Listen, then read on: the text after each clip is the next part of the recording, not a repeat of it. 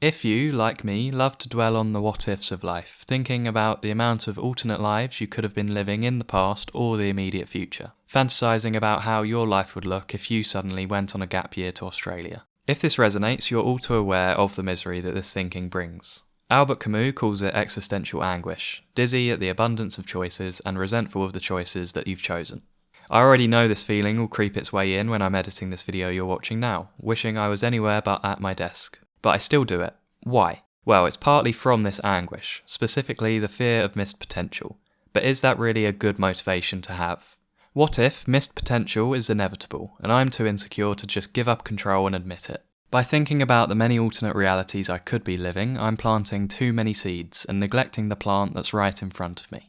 Not only this, but by overthinking about the things I could be doing, I'm trying to smooth the boundaries of my life, instead of bearing the responsibility that gripping this one by the horns brings. As Lao Tzu once said, one who excels in safeguarding his life does not meet a rhinoceros or a tiger when he is travelling on land. They speed to death because one never lets himself be in a vulnerable situation. Looking back to last year, I was way too focused on looking beyond my immediate surroundings. I would go on what I can only describe as existential late-night walks with my cousin. I know, not a typical pastime for someone in their 20s. On a particularly intense night, we talked about a morbid thought experiment, imagining if we were on our deathbed, would we be happy with what we spent our time doing? I remember it was a quote from the writer Dan Sullivan that sparked this. Your last day on earth, where the person you became meets the person you could have become. At the time, I thought this was healthy, thinking we were ahead of the curve, but fast forward a year to this moment and I'm still here, nauseous about my infinite options.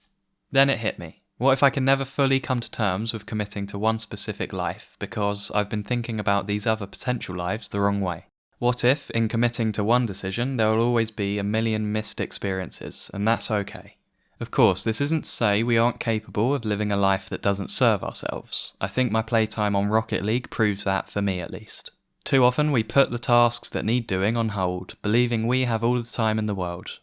If you've seen my video on being addicted to thinking and afraid of living, I mention H.G. Baynes' neurosis, which he calls the provisional life. Living life as if it has not started yet and is just a dress rehearsal. However, most of the time we confuse ourselves into overthinking and second-guessing all of our decisions, not giving enough time to let the fruits of the decision grow before we snip it off and move to the next one. Ironically, since that video I've thought a lot about overthinking and I'd like to expand on it slightly. Overthinking on life's overwhelming freedom of choices either leads to a life of inaction or, crucially, too much action, never patient of seeing any one possibility through. How to shake out of this anguish? Well, although it's still very much a work in progress, I have a possible solution for us. Laugh at the inevitability that you'll miss out on things and commit your attention to the choice you've made. Life isn't always about cramming and controlling. Yes, sometimes you need to do a course correct, but you also need to accept that you'll miss out on things. As soon as you embrace this absurdity and laugh at it, the easier your anxieties will be to handle, retaining your wonder without overthinking and feeling overwhelmed. If after this you can't shake the existential anguish, the French existentialist Albert Camus offers a quick exercise which he recommends you employ. You must zoom out and recognise how many people there are and how little you are in comparison. This thought experiment should bring everything into perspective, making you realise how absurd it is what we choose to fuss over, and how pointless our gripes are. Although this realisation can send us into a nihilistic pool of despair and anguish, if we familiarise ourselves with the reality, we can embrace our limited view and laugh at it. Then, as Alan Watts puts it, we become capable of enjoyment, of living in the present, and of the discipline this involves.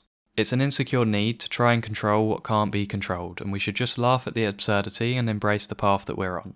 Once we stop overthinking about all the things we could be doing and just laugh at our predicament, then we can commit to our life without resenting the things we could be doing and the tiny space we occupy, and just live. Thanks for watching.